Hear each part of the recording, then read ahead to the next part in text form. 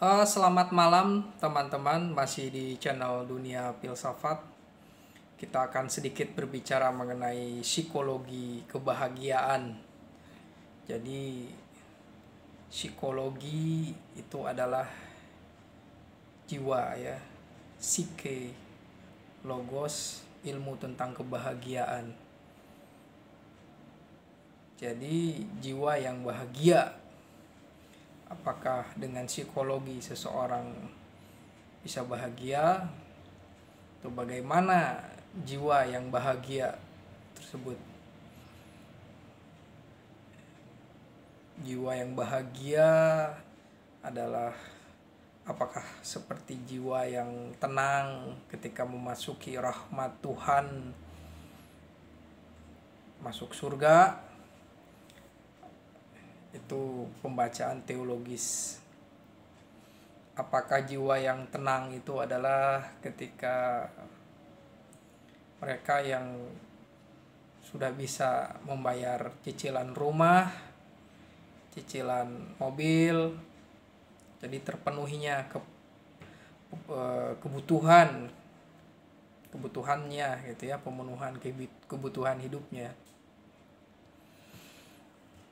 Tapi ada juga yang kebahagiaan jiwa ketika bisa menemukan pasangan hidupnya. Jadi mereka berbunga-bunga gitu ya, bisa bernyanyi gitu. Jadi kebahagiaan itu sebagai sesuatu yang mempengaruhi kondisi batin sepertinya ya.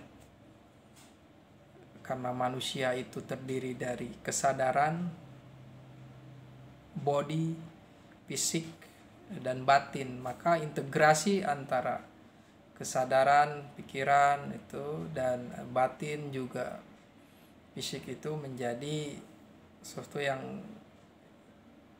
tak terpisahkan mungkin ya. Jadi kebahagiaan, kata Aristoteles, adalah suatu limpahan atau eudaimonia ketika seseorang bisa sampai kepada tujuan yang dimaksud. Jadi bisa mengaktualisasikan dirinya gitu.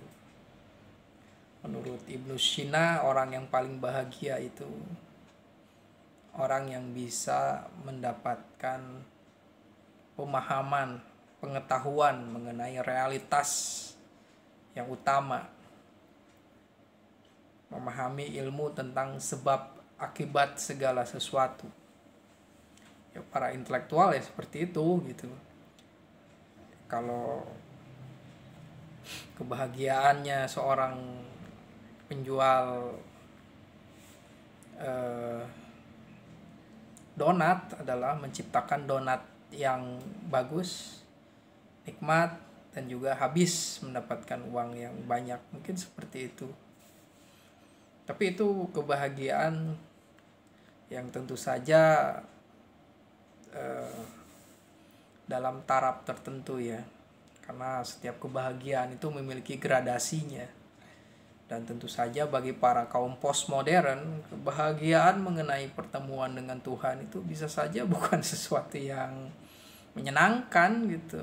Bisa saja minum Coca-Cola sambil makan gorengan itu sebagai sesuatu yang lebih bahagia gitu. Jadi persoalan kebahagiaan itu adalah interpretasi sepertinya. Kalau menurut pemikiran gitu ya. Jadi kebahagiaan itu adalah persoalan interpretasi dan bagaimana kita mengkondisikan kita untuk menerima itu. Jadi yang suatu penderitaan, kalau kita saat itu menyatakan ini adalah saatnya bahagia, apakah itu sebagai sesuatu timbul kebahagiaan? Dan kebahagiaan itu apakah sesuatu yang bersifat interpretasi, berarti hanya dimensi kesadaran saja, pikiran gitu ya. Ya tentu saja enak makan itu tentu saja ya enak di lidah gitu ya, membuat kenyang gitu, itu kebahagiaan gitu ya. Apalagi teman, keluarga bisa merasakan makanan itu gitu. Itu persoalan epitumea kata Plato. Jadi menurut Plato itu manusia memiliki logos, pemikiran, kesadaran, tumos tentang perasaan batin, dan juga epitumea persoalan perut dan di bawah perut gitu ya. Nah di sini kebahagiaan itu memang menjadi suatu yang dicari gitu. Bahkan